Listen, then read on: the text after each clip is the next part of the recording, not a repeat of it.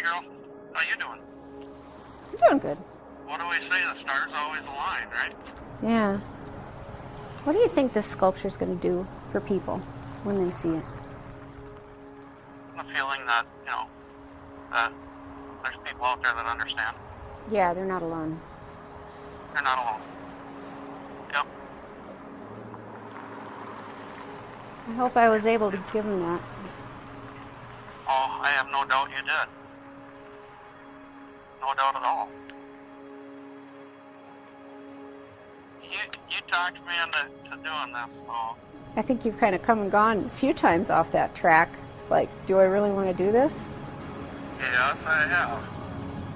You must have had some reason you needed to stick around, so I'm glad you did. I am 100% in. You did a good job. So did you. You keep up the good work, sweetie. All right, talk to you later. Yep, see you. See you, bye. Bye. I don't know if it's okay to share this, but I made him promise that he wouldn't hurt himself, so that when this guy moves around, that he will be a man people can turn to. And he said he had to think about it. And he called me back a couple days later, and he said he'd thought about it.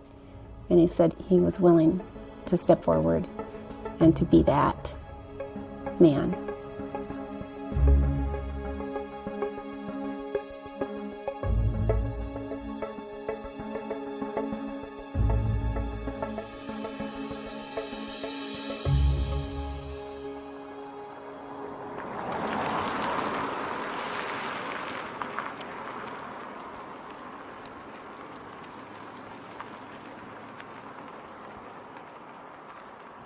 I don't know if it will feel really familiar to many veterans. I hope so that they know that they're not alone.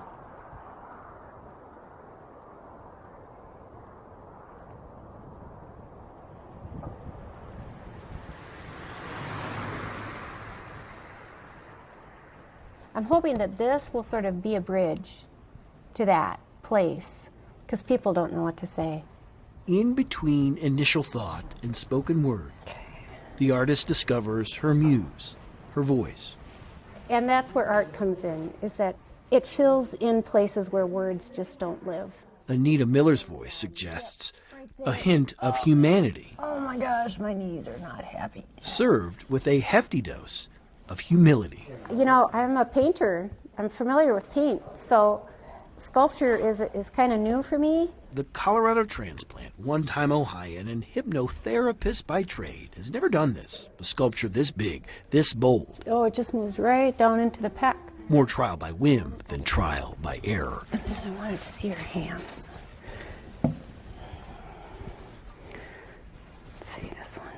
He is a stand-in, a model, lending so much more than a hand to a project. Super helpful to see. Mm-hmm. And the hands are such a big part of these veterans' stories because of the pain they experience. That's so sad. Yeah, I know. A project that wound its way into Anita's mind shortly after she spoke by phone to a veteran she knew simply as Brian. This is the guy. Yeah. So let's see. I have his hands. Brian. This is his vision, an image in his mind of what war can on occasion do to others, of what war almost certainly did to him.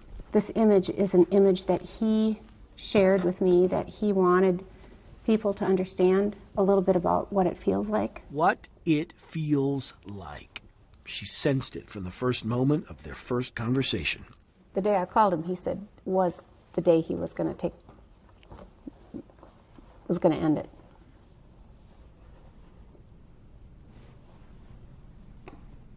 He said, well, isn't that odd that you would call me on this day? I said, why? What's this day? He goes, it was going to be over today. And thus, the promise. Promise me, Brian, she said, you'll stay with us, and I'll promise to complete your vision. This vision. Coming back from a mission and seeing his friend looking at the dog tags of his brothers that were just lost that day. Not all veterans suffer from PTSD. Few will ever consider suicide. But last year, the Veterans Administration concluded in its most exhaustive study to date that every day, on average, 20 veterans decide to end their own lives. Brian is really suffering a lot. He suffers all the time with a lot of pain as a result of his service. Miller, a mother, began this project knowing it would take years to complete. Every detail would matter, every one, for Brian and for the countless others. And I think about the longing, the really incredible longing that a mother has for their child after they've passed.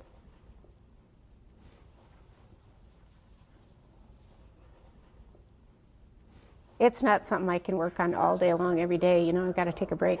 A weight measured less in pounds and more in sheer volume. There's just no words sometimes for the pain.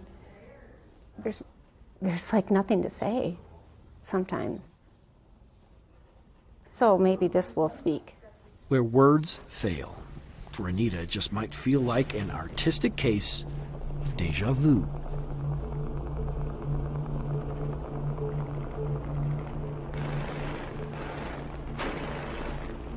Long before Boulder, and more than a decade ago, these were the faces Anita couldn't ignore. But we were the most heavily engaged unit in the Iraq War at that time. We were there for 8 months. Lima Company, 3rd Battalion, 25th Marines, all from Ohio. In 2005, the unit, once known as Lucky Lima, From the Columbus-based Lima Company. lost 23. This guy right here on the right, was leaning right next to me, shoulder to shoulder. Mike Straley And it threw both of us right out of the roof. served alongside them in Iraq. I was very lucky. So, Odd to think, he says, when he's here, he's still serving. I mean, these are my guys. What better job could I have? If roles were reversed, they would do the same for me. 1, 2, 3 Christophers. Nicholas, Michael, Aaron. Lima was a unit hit as hard as any in the war. The vision for this hit Anita one sleepless night, That's when I lived in Ohio. not long after Columbus, Ohio learned of the extent of its loss. You know, in the vision that I saw it with the boots and a candle. Oh, you did with that, yeah. It was a year in preparation and about a year and a half of painting. She contacted their families, asked questions. Tell me about your son, his hopes and fears and dreams. And I would get wedding pictures and baby pictures, and they would sit with me for hours. The families, they started coming one by one, and the more they came, they began to feel their son's presence there in the studio. It wasn't my energy that was leading it, and I still feel that. Unveiled in the Ohio State House Rotunda in 2008, the exhibit has toured the country ever since. The company had 1st, 2nd, 3rd, and weapons platoons, so we had 4. Mike Straley joined I was first. as its director. 1st platoon, 1st squad. Is there any one guy that stands out to you?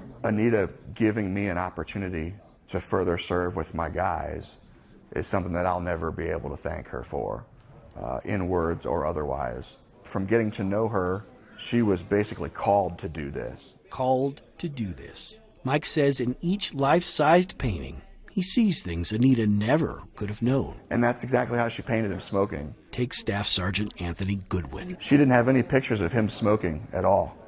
And he was a constant smoker. Yet in here, their eyes seem to say the most. I mean, just being around this and being around the guys has been very healing for me. The eyes provided the most obvious of names, the eyes of freedom. I think you can almost feel your heart beginning to expand when you're in here, can't you? An exhibit that one day welcomed a reluctant visitor named Brian when it and its staff toured a rural part of Minnesota. He was, as he says, at the very bottom. So when he came in, they recognized his tremendous pain. He shared with them that many of the guys that he had served with had committed suicide, and he was in a very bad place himself.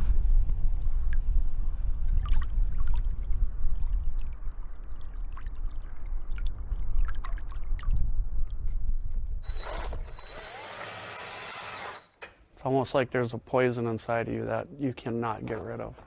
And you don't see anything going on around you.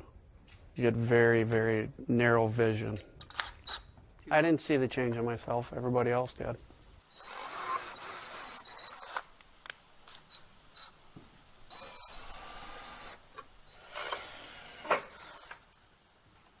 You realize that you're not the person you want to be or the person that you are. And you let yourself down and those around you. Brian Zimmerman served decades ago in a war that gets little attention these days. It was a mess. 1991, Operation Desert Storm, the road out of Kuwait and into Iraq, a road some call It was a battle.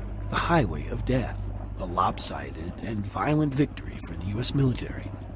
We took thousands and thousands of prisoners. There were so many of them that we just kept going and leaving them behind us. No.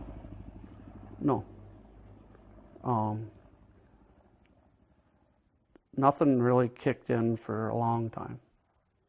And I think that's the way it is with a lot of guys.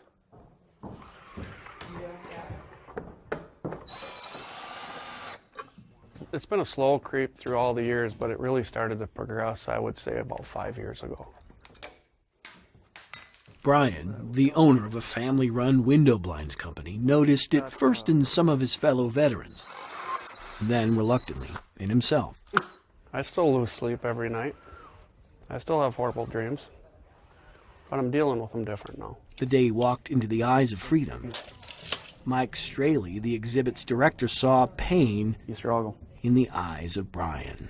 When I walked in there, I wanted to run out, and I turned around to walk out, and Mike was standing behind me. And he gave me a big hug, and he said, "Just take it all in, brother." And he didn't know me at all, but he could tell from the look on my face what I was feeling. This might be easier for people that have more experience. If old habits are hard to break, old painting aprons Yep. are just as hard to wash. It's the only one. It was an old tablecloth, and I sewed it. Now I'm attached to it. A link between Eyes of Freedom, the old exhibit, and what she hopes will become the new. I feel like I'm sort of getting to know him. Although he's powerful and a strong man, his spirit is just so heavy. A physical recreation of their initial conversation that came at the urging of her exhibit staff. So I called him, and he shared a lot about his own story and about the pain that, not only the physical pain, but the emotional pain of losing his friends and watching his friends die from suicide, not from combat, but from combat-related stress.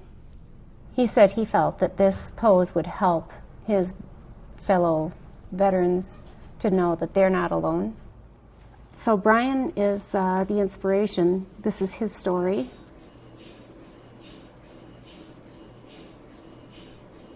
I feel 20 years, 30 years older than I am. My joints hurt all the time. Get muscle spasms a lot. And then we'll go up this way. There's lots of inflammation in the body.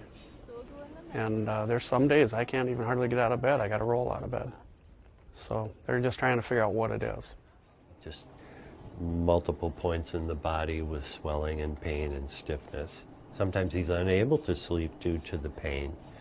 So the search seems to always be continuing. Brian Engdahl studies the brains of Desert Storm veterans for a living. A war far too many assumed carried with it no lasting impact. They said, that war was short, we won, what's your problem? As one of the country's leading researchers into Gulf War illness, he says Brian and thousands of others who served in 1991 still suffer from mysterious pain and swelling. There was a sharp and clear change in their ability to sleep, to think, to be free from pain. Okay, we are ready for the next one. While much of Gulf War illness remains medically unexplained, according to the Veterans Administration, Engdahl knows it exists because he sees it in their brain scans. And in people like Brian, he senses it in their thoughts. The thought of self-harm, the thought of suicide is very real. When you're in pain every day, you can't get away from the war. You think about it every time you're in pain. What happened to us over there? Why are we like this? And so you relive the war every single day that you're in pain, and we're in pain every day.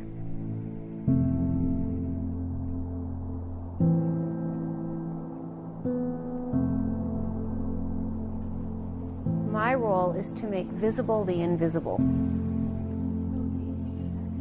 Yeah, I don't have any illusion about fixing anything, because that's for people that really know what they're doing. You know? Promises made mean little without promises kept. Even if there's this slight hope that you think you're going to be able to help somebody, you can't really walk away with good conscience. It just will keep nagging at you. I'm going to work on your back somewhere. And maybe that was it. Maybe just there was this enough of a hope that said, oh, maybe I really could make a difference.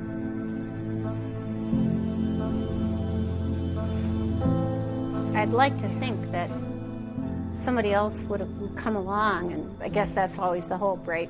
Well, if I don't do it, somebody will do it. But you can't say that all your life. At some point in time, you have to be the one that does it,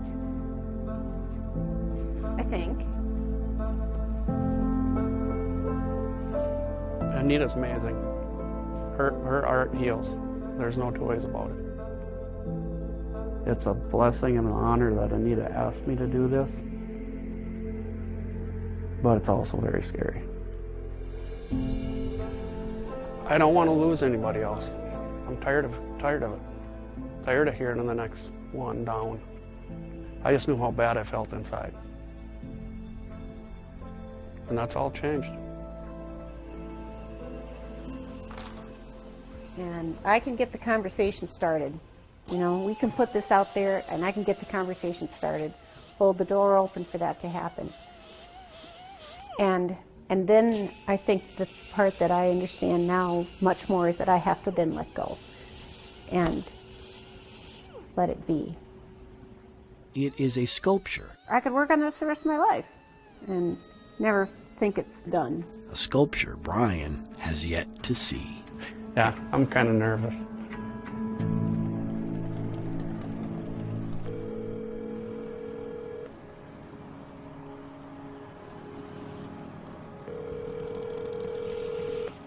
Do we have a plan yet where we're going to unveil this? Reaches out to everybody. Oh, heck yeah. Should work out good. You did a good job. So did you. Way better than me. Your service isn't done yet, clearly. You must have had some reason you needed to stick around, so I'm glad you did.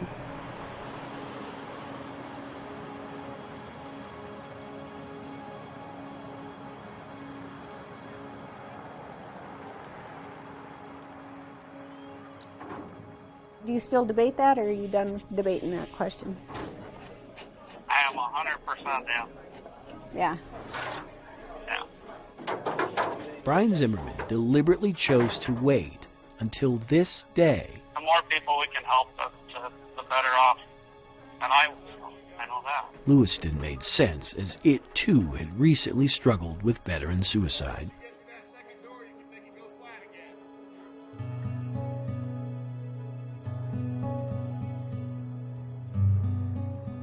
Lewiston's an overgrown small town. There's a strong patriotism, a lot of military honor. It was 9/11. We turned the TV on when we saw the plane hit the second tower. And he went to school, but before he left, he said, I'm going in the military so people don't drive planes into our buildings. 6th grade. 6th grade. He knew that there was a power behind being a soldier, He wanted it because he knew in his heart that's what he had to do. That's what he wanted to do, and that's what he's always wanted to do. Ian Curtis That's him right there. served his country in both Iraq and Afghanistan, primarily on howitzer duty. He returned removed. His family saw it. His mom saw it. He was jumpy. He was self-medicating with alcohol. Mentally and physically, it was very challenging for him. His wife and mother to his young son saw it as well. Yeah, he was a lot different when he came home. His obituary was blunt, direct.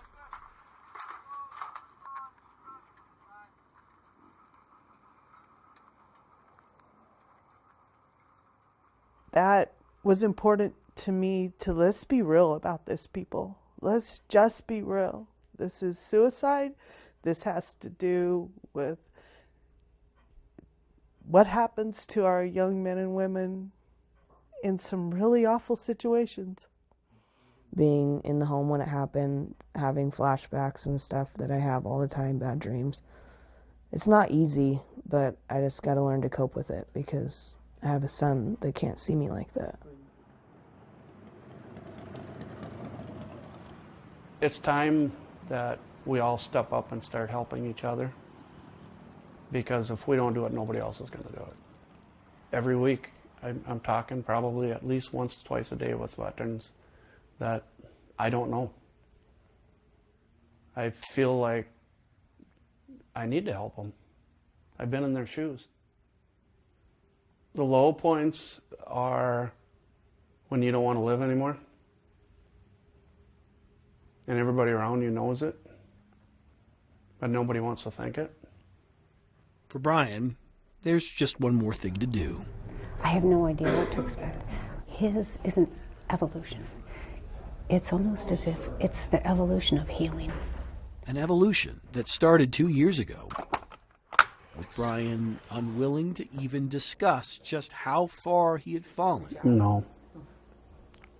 I don't want to talk about that. Has now turned into the start of a conversation. And I was in a hole that I could not climb out of. And now I feel like I've climbed out of it. He said, because the first step in healing is knowing that you're not alone. And he said, I guarantee you that everyone that sees this is going to understand that they're not alone, and that other people feel the same way, and they don't have to do it alone. I did this for some very, very close guys that I served overseas with, and to help people not do what they did. And it's going to be their faces I see. So yeah, it's going to be emotional. I come right up in front, you see him right in the face. This isn't just about me, it's about everybody that's suffering from it. You pull it. You pull it off. I know. Wow.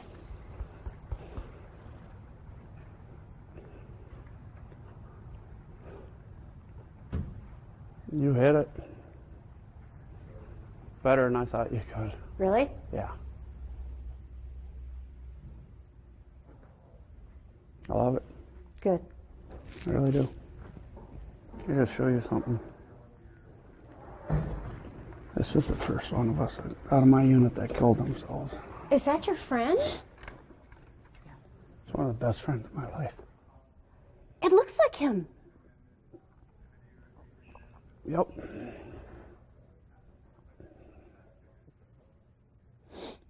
It looks like his... Yeah. It looks like his face. I know. You never showed me that. No, I had a buddy send it to me last week. No way. Yep. Oh my gosh. It's his nose? Yeah. It's his forehead? Wife and 2 kids. Oh my gosh. Oh jeez. Anita sculpted this knowing different people would see different things. She's never seen that picture before. Not many people have. Brian's friend. A picture so personal he wouldn't even show it to us. Families will be able to come to it. It'll be a good thing for everybody. So, it's not a pleasant conversation, but we're there. Let's get the conversation rolling. A 2-year journey. It takes great courage to open one's heart. He was willing to share with me enough of his story so that I could translate what he did and what he felt and what he feels every day into something physical. So to me, he is the greatest model of strength and of courage, because to stand with an open heart and share is, to me, the most courageous thing that can be done. Where this goes from now, no one knows. This physical interpretation of a feeling, a thought. It's like a receiving line. Oh. Everybody's coming up to touch it. But what started with that phone call and a promise now promises something else. And you have to talk about it, because if you internalize it, it destroys you. It absolutely destroys you. We already know. Yeah? It's saved at least one life. You could say that. And Brian now knows. My son lost a silent battle, and I want to thank you for your service. Now knows it has the potential to do so much more. And I'm glad your mom has you. I'm sorry. No, it is at peace. Thanks to people like the mother of Ian Michael Curtis. I'm sorry for your loss. I appreciate your bravery. This is It a big isn't- deal. It's not bravery, it's just somebody had to step up and do it. Stepping up. When Anita talked, she said something about come up. And it's a magnet, and energize it. And I embraced it for my son. And I wanted to have that love matter, you know? In the space between thought and word, some will find a voice. Because if I can save one more family from having to deal with what I had to deal with, or the family dealing with what they had to deal with, it's very important to me that that happens. Love you.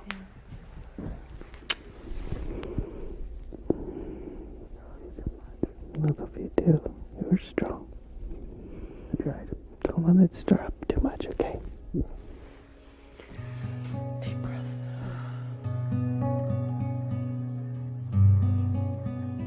I'm hoping that people will feel that this brings to life their own story.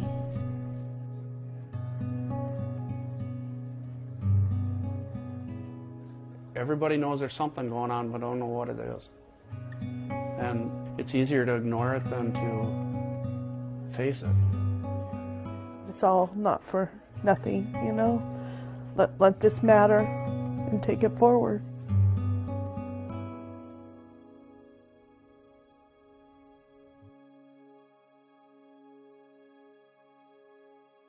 Let this matter. Let this matter. Take it forward. So that it's not for nothing. If you know someone, or if you are that someone who needs help, don't wait. Don't wait. 20 a day is far too many. Let's change the number today. Call 1-800-273-8255. And press 1 to talk to someone. Send a text message to 838-255 to connect with a VA responder. Or go to this website, mentalhealth.va.gov. You matter. You matter. You matter. Your voice matters.